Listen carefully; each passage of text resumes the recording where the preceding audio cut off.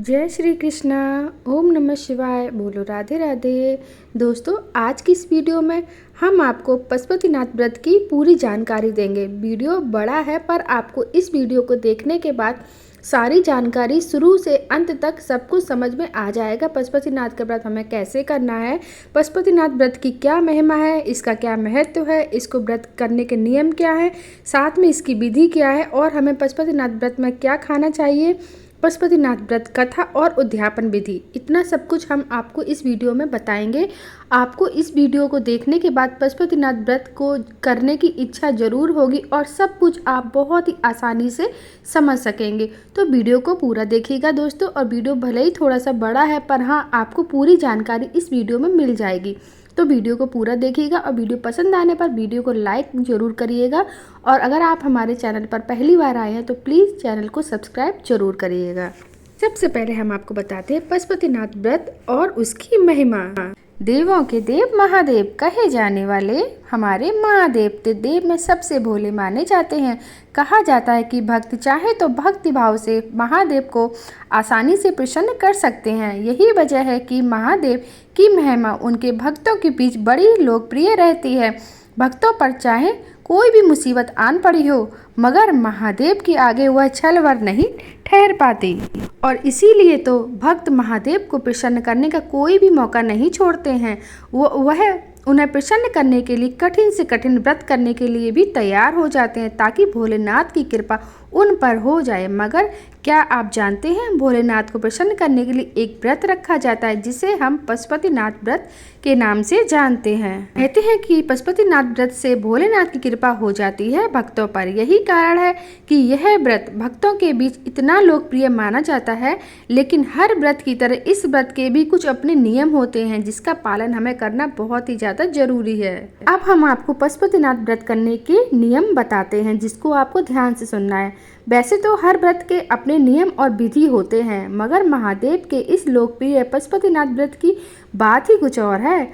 पशुपतिनाथ व्रत के भी कुछ नियम और विधि हैं जिसका पालन करना अति आवश्यक है।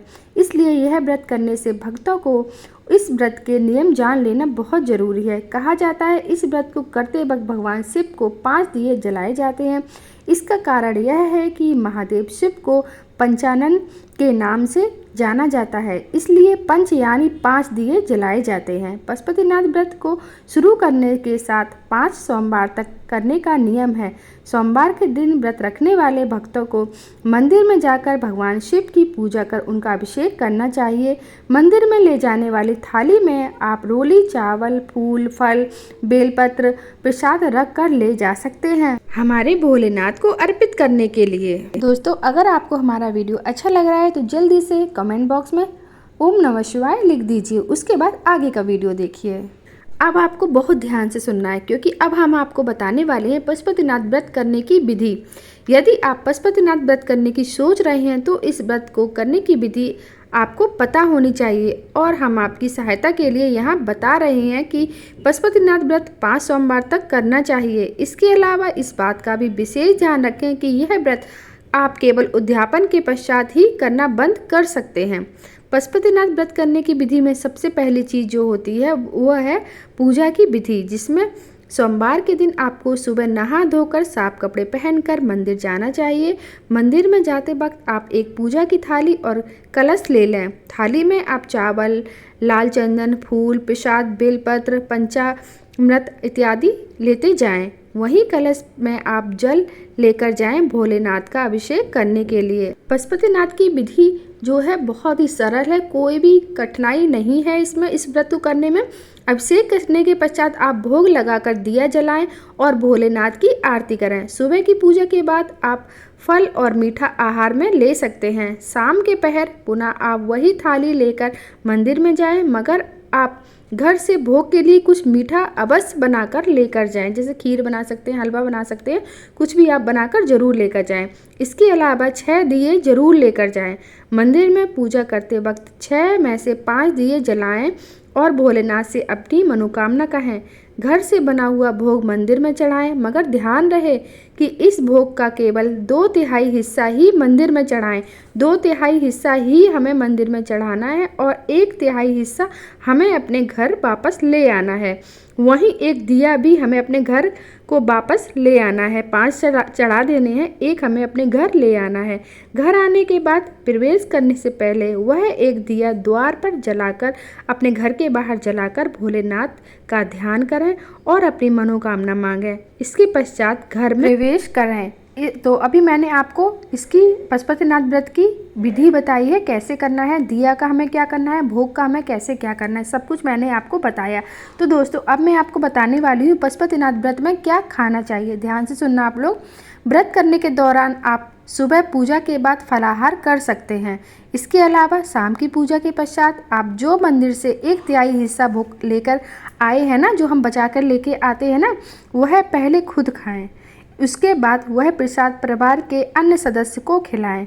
इसके बाद आप अपना भोजन कर सकते हैं। इस व्रत में नमक के प्रयोग का कोई भी मनाही नहीं है। ऐसा नहीं है कि आप इस व्रत में नमक नहीं खा सकते, आप सेंधा नमक खा सकते हैं। वैसे भी हमारे भोलेनाथ के व्रत में हम लोग नमक खा सकते हैं ना। कोई भी व्रत हम रखते हैं भोलेनाथ का, 16 सोमवार हो या फिर जो भी नॉर्मल वाले सोमवार हम लोग रखते हैं ना, उसमें हम लोग सेंधा नमक खाते ही ना एक टाइम। तो इस व्रत में भी आप एक टाइम नमक को खा सकते हैं, कोई भी मनाही नहीं है ऐसी। और अब हमारी जो सबसे ज़रूरी है वो है पशुपतिनाथ व्रत की कथा।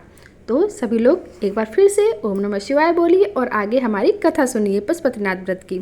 इस व्रत के दौरान सुनी जाने वाली कथा के अनुसार एक बार भगवान शिव अपना वेश बदलकर एक चिंगारे का रूप लेकर निद्रा में बैठे थे। तभी वहां सारे देवी देवता उन्हें खोजते हुए आ पहुँचे। वह सब उन्हें वापस ले जाने के प्रयास कर रहे थे कि तभी चिंकारे ने नदी के उस पार छलांग लगा दी। इस छलांग से चिंकारे का सींग 4 टुकड़ों में टूट गया।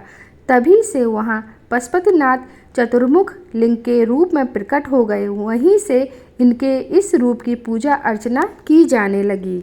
पशुपतिनाथ व्रत की कथा बहुत ही छोटी सी है और आज मैंने आपको पशुपतिनाथ व्रत की पूरी कथा भी सुना दी है। इस तरह से आप इस कथा को पढ़कर या सुनकर आप इस व्रत को पूरा कर सकते हैं। कथा करने के बाद आपको पशुपतिनाथ व्रत की आरती करनी है। और अब हम आपको बताते हैं पशुपतिनाथ व्रत की उद्यापन विधि। ध्यान से सुनिएगा, उद्यापन विधि इसकी बहुत ही मायने रखती है।